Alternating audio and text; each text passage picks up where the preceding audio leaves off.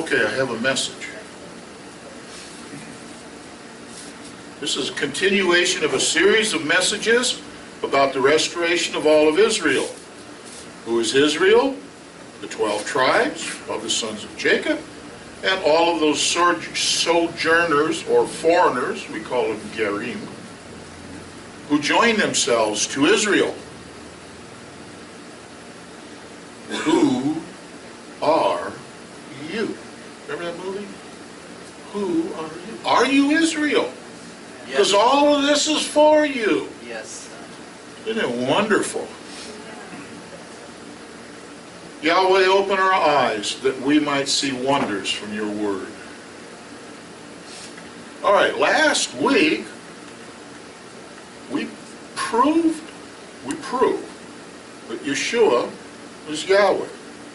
Yeshua the Son is the same substance as Yeshua the Father and Yeshua the set-apart Spirit.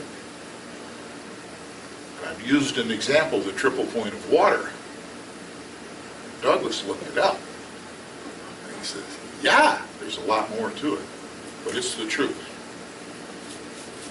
Okay, part 15 of the upright ostrich. We pull our heads out of the sand and we are now an upright ostrich. We are looking forward, we're reading the Word without contamination. How does the death of a man release someone from sin? Now the bottom sentence I'm not going to talk about today because I don't have time. But how does the death of a man release us from sin? Release someone from sin? Judah has a valid point when they point to Christians and they say, hey, how does the death of a man does anything for sin? It don't work. We have animals that do death for sin. That's true, kind of. I want to look at a thing called the Cities of Refuge. That's Numbers 35. Now in the reading cycle, we don't get to it for a long time yet. But Numbers 35 tells us some really interesting things if you step beyond the Peshat or plain text level. Go deeper. So, turn to Numbers 35. We're going to spend some time in there. A thing called the Cities of Refuge. It's one of those things in the Torah or in the readings, we just sort of, oh, this is really cool, and move on. But therein is all of the secrets.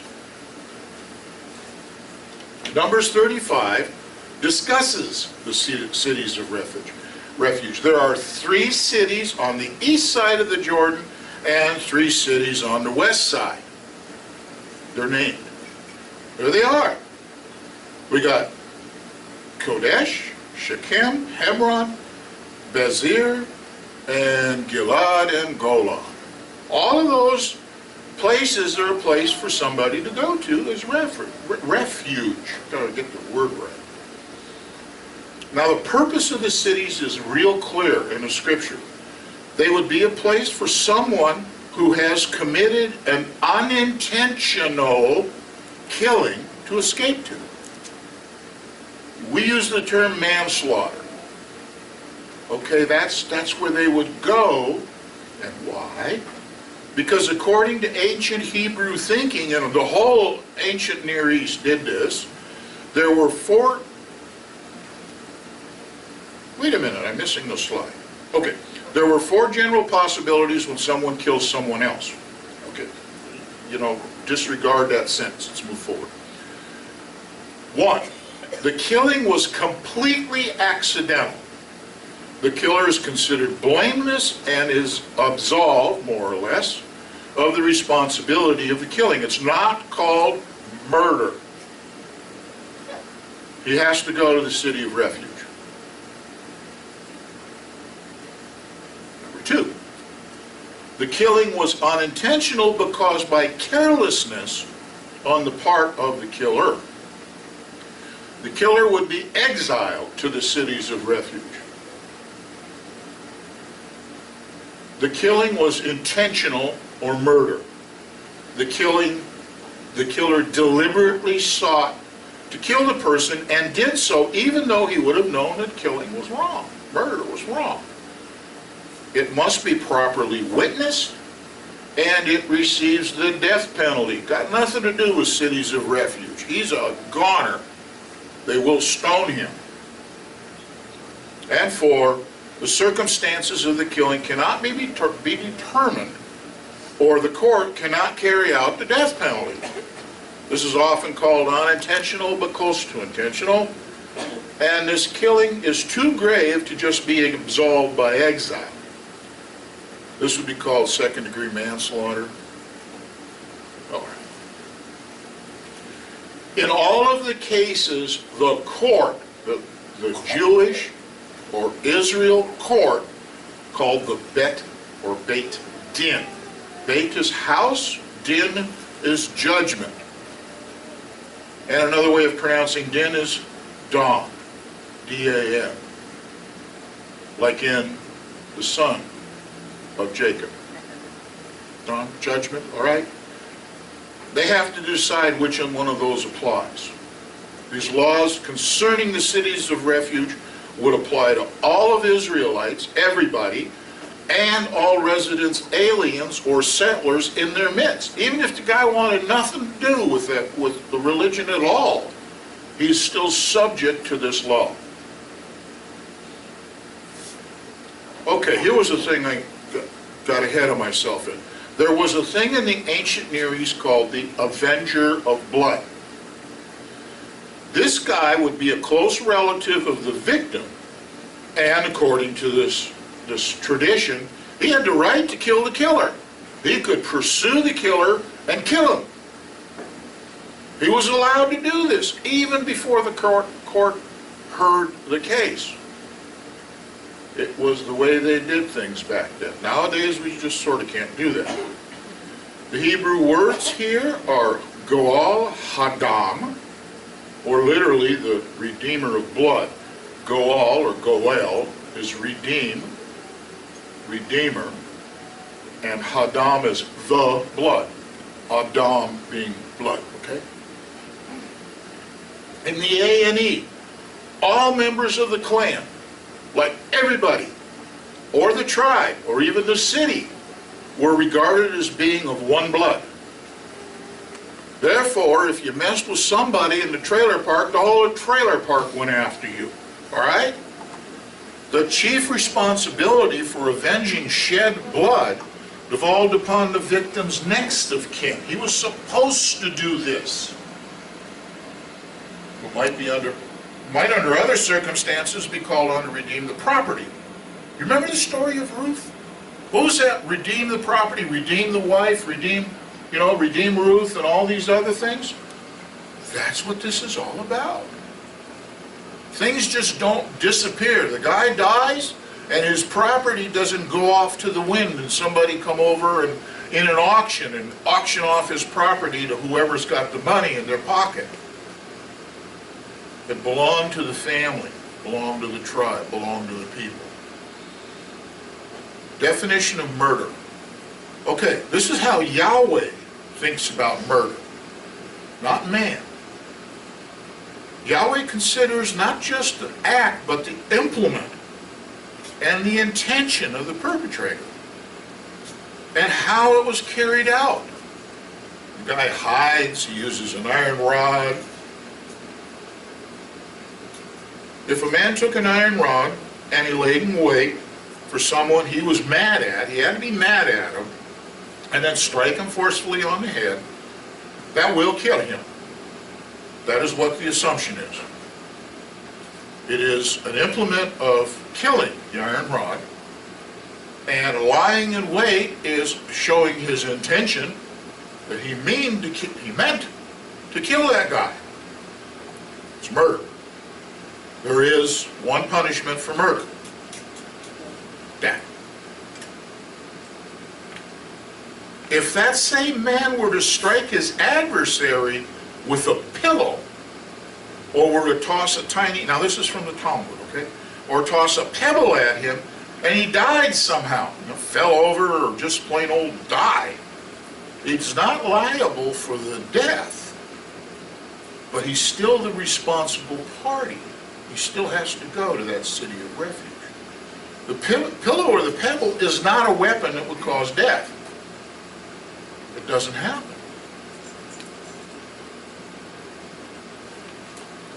In all cases, the assembly, that'd be the Bet Din, who represents the people, who the Beit Din is going to be made up of Levites. The assembly shall judge between the assailant and the Avenger of Blood. The word assembly or congregation is understood to be the court representing the people. Again, this is still the whole of that tribe, clan, or whatever that's there. And the Levites stood in that place. Those guys had a lot of responsibility.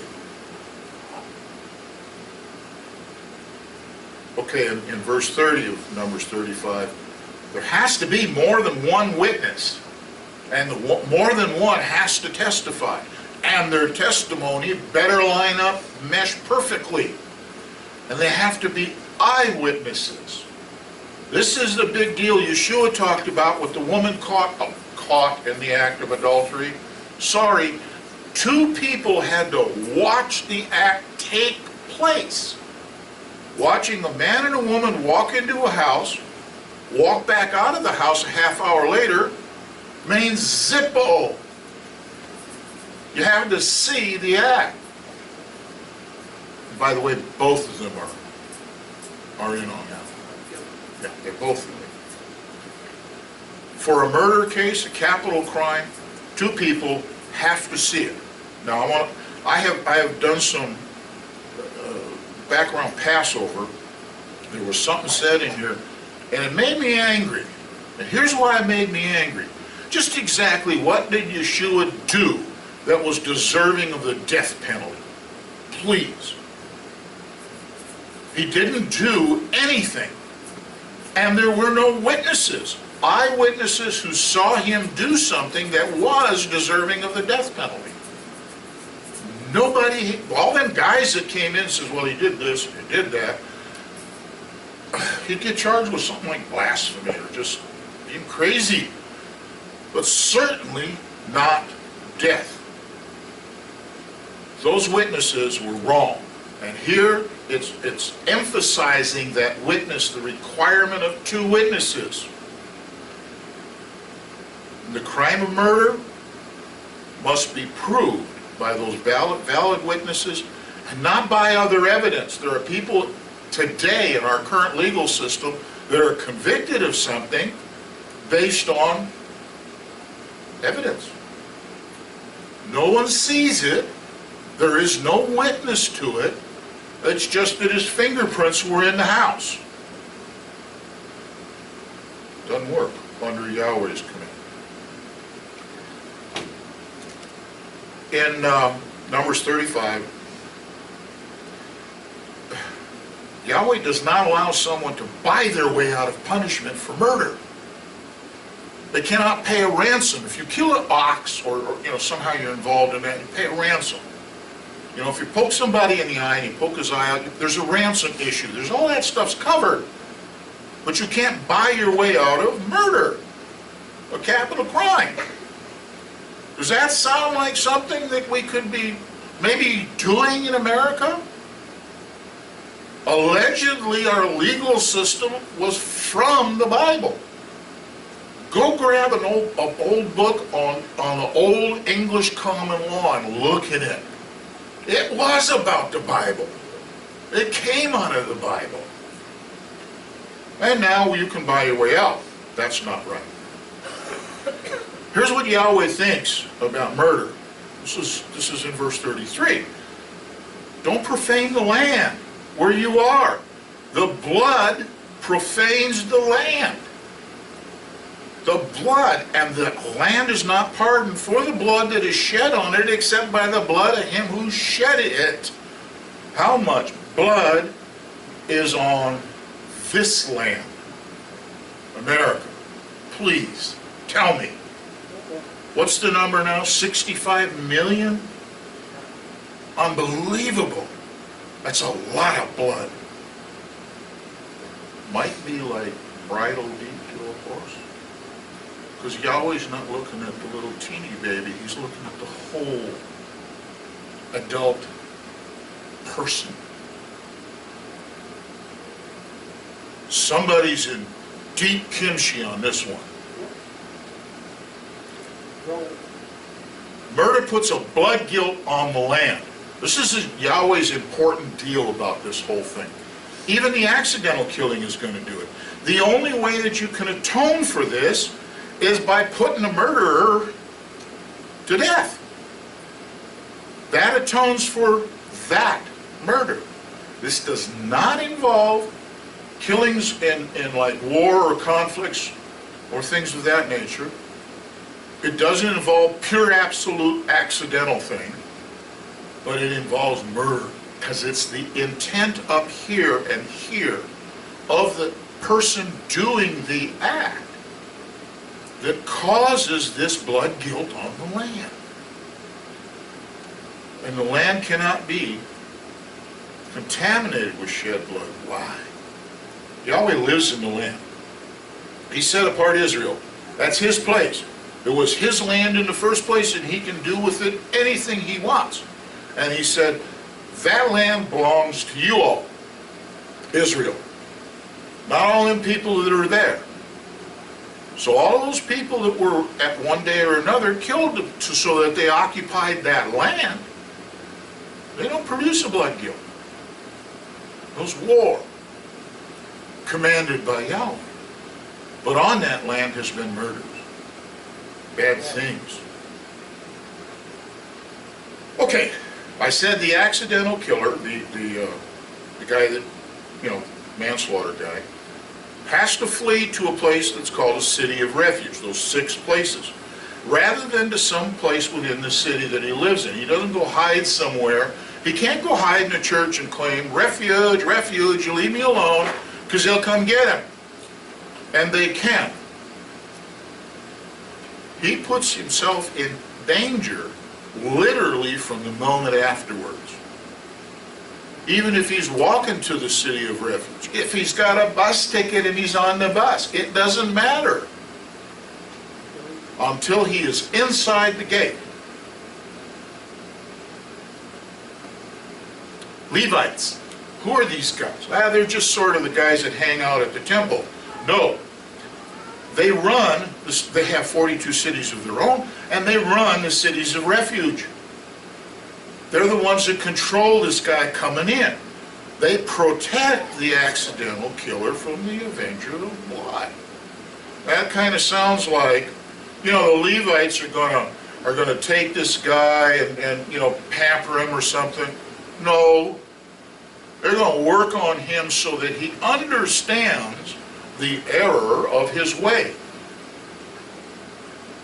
And he will be a part of all of the Levite duties, which includes daily prayers, which includes everything that they do.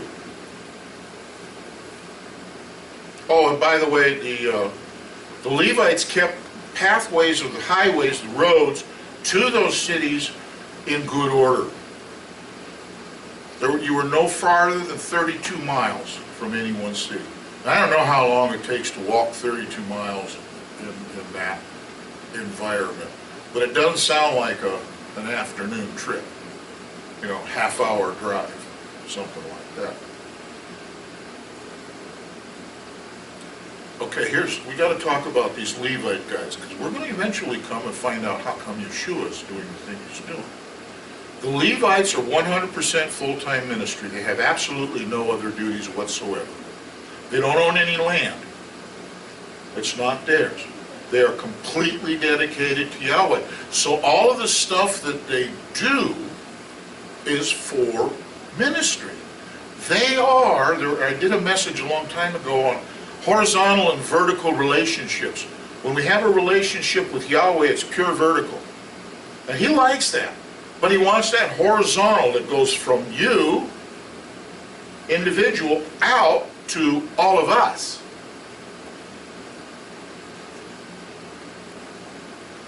That's the Levite.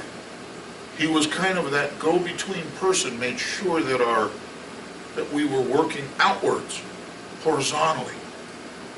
Yahweh gave us commandments that involved the rest of the people with us. Now, 613, as they say, almost half of them deal with the Levites. So when somebody says, oh no, we got 613 commandments, half are not for you. They belong to the Levites. The other half is another story, but then a lot of them don't belong to you except or unless.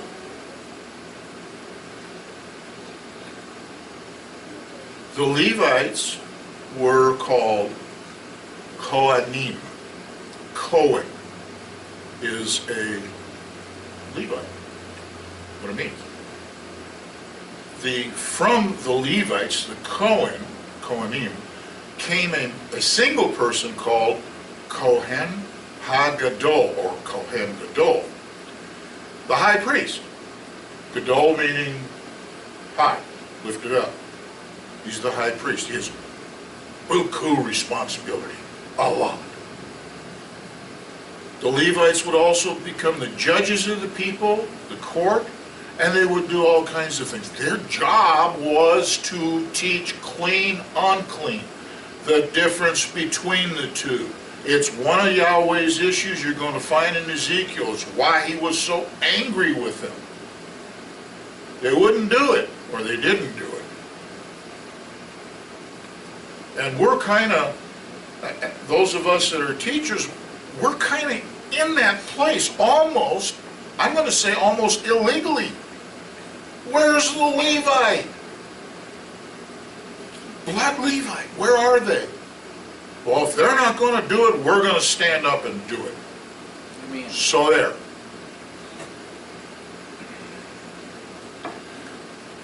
The Levites' job was to pray for Israel. They were assigned. That's what the daily prayers were.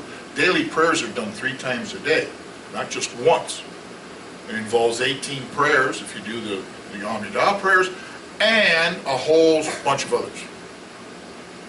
On Yom Kippur, the Kohen Gadol, the high priest, made atonement for all of Israel. The 2 goats, you know, one of them being Azazel and the other one being the one for Israel, and he was slaughtered, and Azazel was sent out to the woods somewhere. That's his doing, his job. The high priest's job was to make atonement for Israel. Clear, understand that. The high priest, atonement for Israel. Hold that thought in your mind. You gotta know that. Okay, I've already said this. Really, the Levites were responsible for teaching Israel Torah. It was their requirement. And they were to be the shepherds of Israel. Look up shepherds in the prophets, okay? Just go do a look on that word. If you look in King Jimmy, go look up the word pastor, because that's in it. What did the pastors, the shepherds, fail to do that had Yahweh so angry? The cities of refuge that were run by the Levites were not jails. And they weren't detention camps. And they weren't a country home either. There was no golf courses. They were environments in which the reckless people could become aware of their careless actions and the serious ramifications thereof. They were constantly under the influence of their neighbors and the Levites. That'd be the person that went into the city of refuge. They're going to get observed, they're going to pray, they're going to learn, and they're going to teach others, and the detainee would have to be part of all that. I use the word detainee, I couldn't think of anything else. They were constantly under the influence. Wait a minute, who's added that page? Never mind, don't disregard that. In Numbers 35:28 it says, the accidental killer shall remain in the city of refuge until the death of the Kohen HaGadol. the high priest, then he is free to return to his own city. Kohen Gadol dies. He gets to go home again, or whatever. He's released. If the Avenger of Blood seeks him out and strikes him down, the Avenger of Blood is guilty of murder, and therefore it's over. Did you detect the slight messianic implication? Just a little one? This is it. The common complaint of Jewish people is the Torah allows only for animal sacrifices for sin. Yes. Only the death of an animal will accomplish the propitiation for sin. Big word. But here, the sin of a murderer, unintentional sin of the murderer. He did not do this deliberately, knowing the ramifications of deliberately murdering. Get that point solid in your mind. It was unintentional. He made a mistake. He is forgiven, and I don't mean like, you know, that's it, okay, everything's fine, but in a way he is.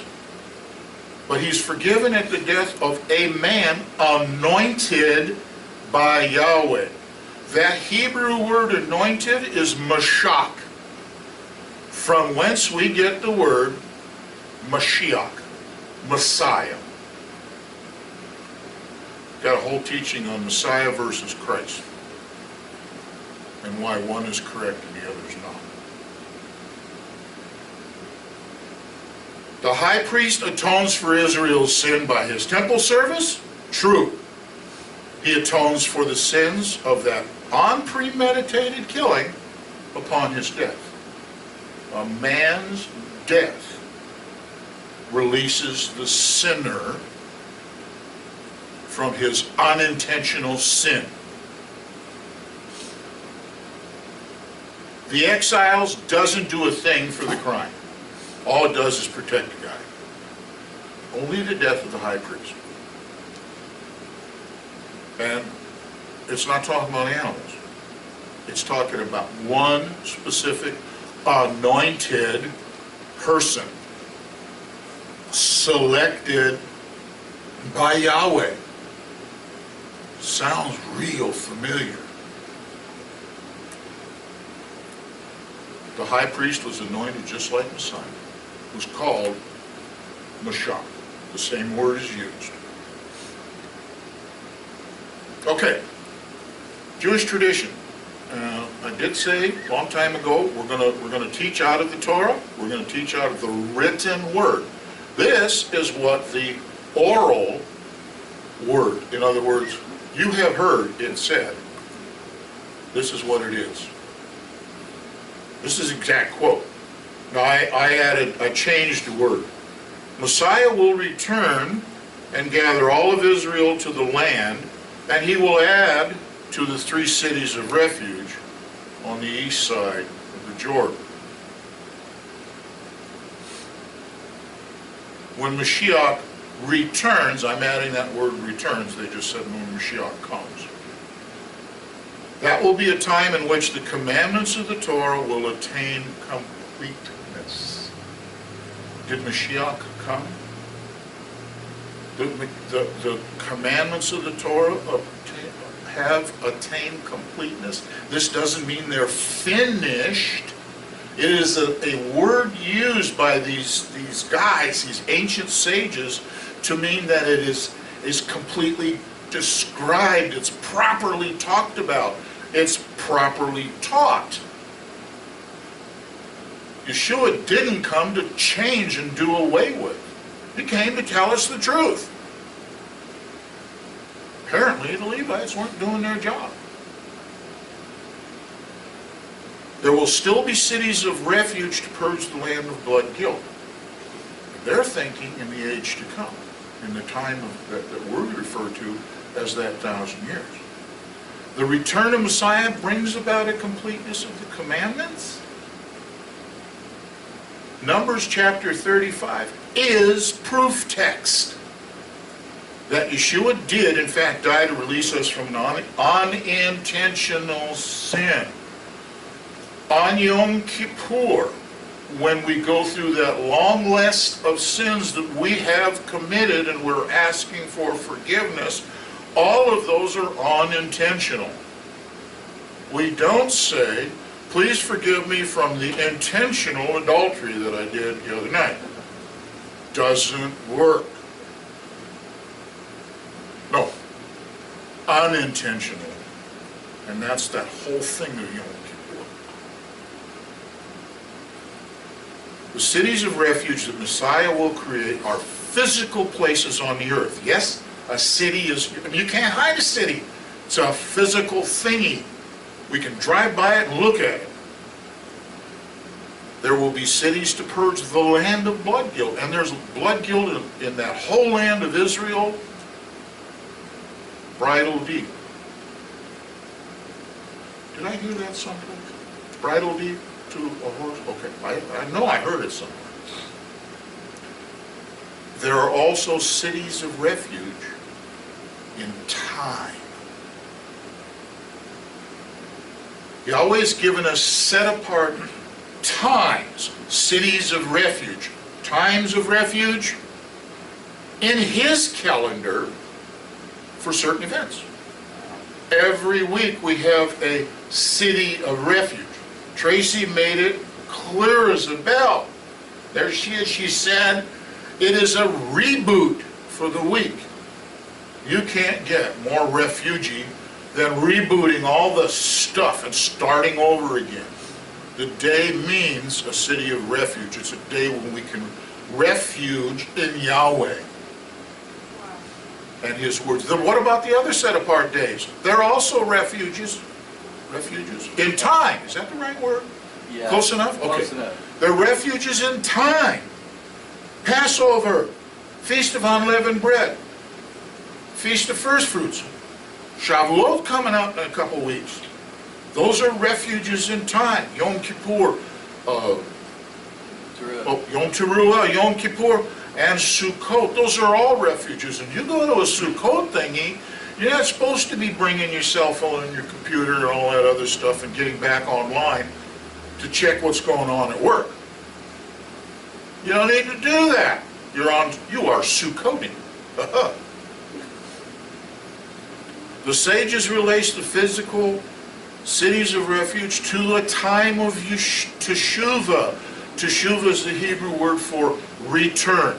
We use the term repent. Unfortunately, in our modern language, repent does not mean return. It means some loose thing. But it must say it is a return to Yahweh. Yahweh has made that provision in His calendar, so the refuge in time is there, a haven for every year. The purpose of the teshuvah would be to change our ways from disobedience to obedience. Hey, do we love Yahweh? Wouldn't you think it's a good idea to do what He asks? Not a problem. We are, according to the Talmud, again, this is Jewish thinking, taking refuge in the Torah, or the Word of Yahweh. Who is the Word of Yahweh? Did we talk about that a couple weeks ago? John 1:1. Yeshua is the Word, so we're taking refuge in His commands and in Yeshua. I like this. Wow, this is so cool. And Messiah is the living Torah. He is the Word. And what Yeshua was talking about to the woman at the well, He states that He is the Messiah. Yes? The encounter is taking place in Shechem. Shechem is a city of refuge. And all of those people that were hanging out around there in that city, when she goes and tells the story to everybody, they knew they were a city of refuge. They knew all of the implication of Yeshua's words to them. That's not available in words in the scriptures that we get to read. We're supposed to have an idea of what that means and fold it into that story that we're reading. They knew it was about refuge. Some closing comments. I kind of commented myself a lot.